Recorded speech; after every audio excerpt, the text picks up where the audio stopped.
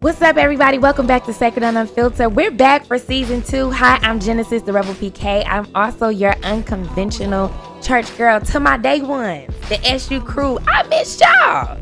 And to everybody tuning in for the very first time, welcome to this safe space.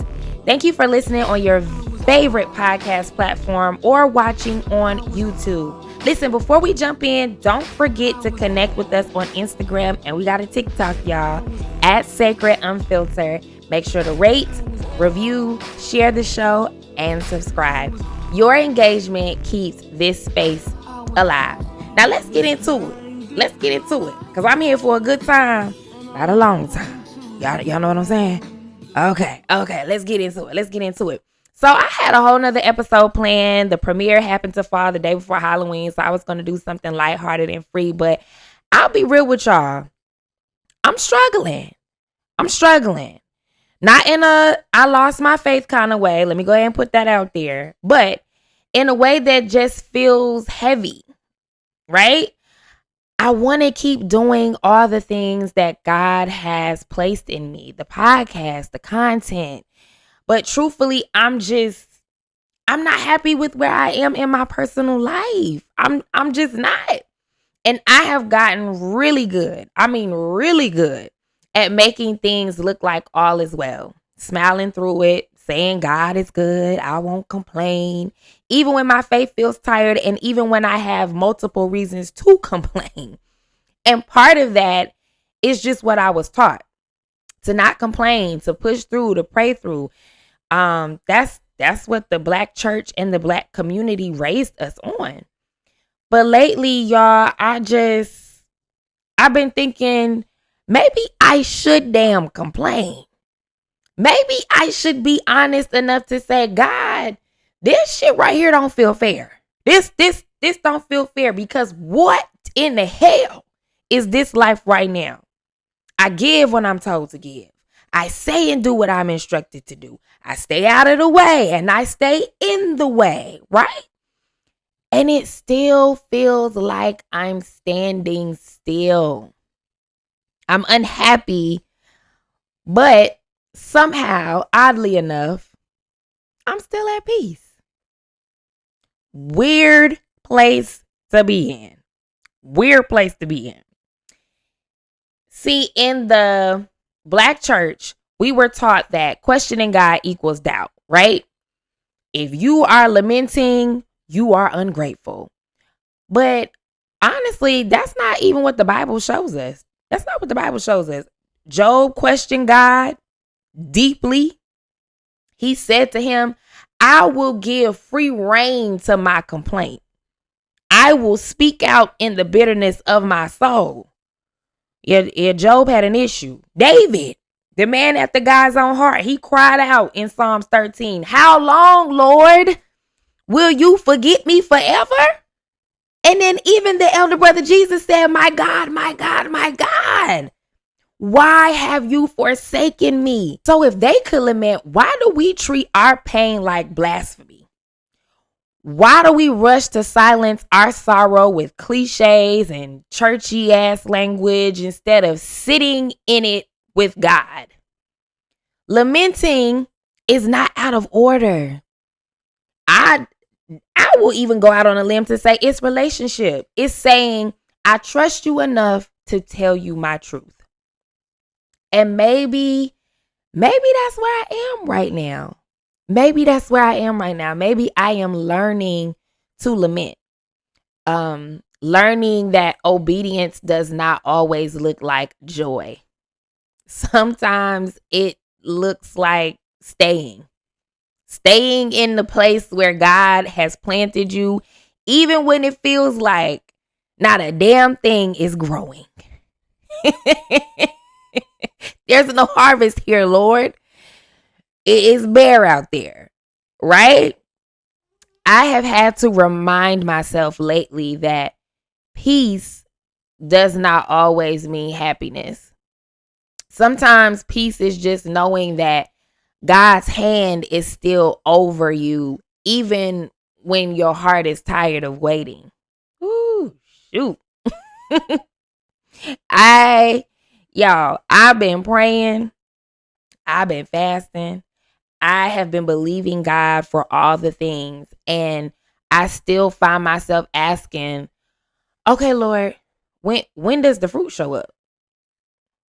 When does faith start to feel rewarding again? Cause this right here, if I gave my yes to endure this, baby, I'm finna go back outside. I'm going outside. And I know I'm not alone in that. Some of you all are tired too.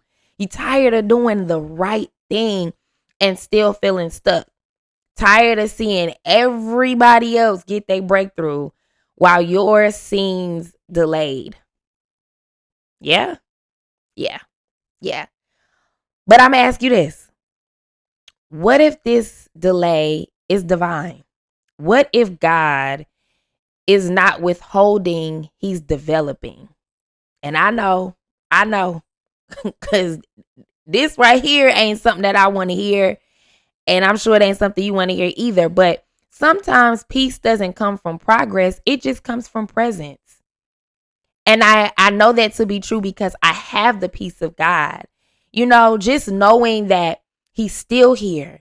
Even when nothing else is happening, nothing else is moving. There's nothing coming down the pipeline. But you know, I don't have the answers. I don't. I do not have all the answers. I wish that I did.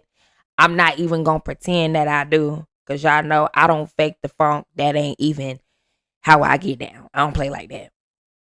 But I just know, I know that I'm trying to keep my heart open to God, to healing, and to whatever this season is supposed to be teaching me. Right?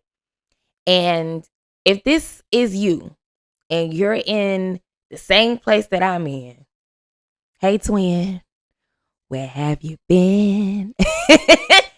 We feeling stuck, but we still showing up. So I see you. I see you. And we're going to make it through this. One prayer, one surrender, one deep breath at a time. I'm going to tell you like my baby tell me. Take a deep breath. Blow it out. You better now? Yeah? Yeah. So maybe I'm not where I thought I'd be. Maybe this version of obedience doesn't feel rewarding or secure. But even here, y'all, even here in this moment, in this space between peace and frustration, I still trust that God's hand is here. Because even when I don't see movement, he's still molding. Even when I don't feel progress, he's still present. And maybe that's enough for right now. That's going to have to do it. That'll do it. That's going to have to do it. And I may not understand what God is doing, but I refuse to quit on what he's called me to build. I refuse to quit on what he's called me to. So this standstill, I know, is not punishment, even though it feels like it. It's positioning. And when it finally breaks, when it finally breaks, I know it's going to make sense. I know it's going to make sense. So until then, I'm going to keep showing up. I'm going to keep creating. I'm going to keep trusting, even when I don't feel like it. And I'm going to be honest, y'all, I don't feel like it every day. But this is what faith looks like in real life. In real life. This is what it looks like. This is what it looks like. Well, guys, I am so excited to tell you all that Sacred and Unfiltered is now powered by, drum roll please, Sacred and Unfiltered is powered by the Plug Network. All right. The Plug Network is home of the Eat the Scroll Bible Challenge. It begins November 1st through May 1st. And I want you to be a part. Let's read the word together. And this isn't just a reading plan. It's really a journey. It's 6 months of us diving deep into the word with my friend and my dear brother, Nasir Randolph. And we are letting scripture shape us from the inside out. I'm excited. I'm really excited about this journey. So if you're hungry for truth, if you're ready for transformation, this is your call. If you just want to know the word more for yourself, this is for you. So I want you to text ETS 2K25 to 803-205-2071 or visit theplugnetwork.com to join. Again, that's ETS 2K25 to 803-205-2071 or visit theplugnetwork.com. All the information is down at the bottom. I also want to shout out Ninth Crown, our sponsor. It's a mobile cat bar. They specialize in custom hats. So, baby, if you're looking for something fresh to complement your outfit, your wardrobe, something for you and your crew, Ninth Crown has you covered. So y'all make sure y'all go over on Instagram and follow them at Ninth Crown. And if you want to support Sacred and Unfiltered directly, you can join our $2.13 campaign. $2.13. You can't even get a cup of coffee with that. All right.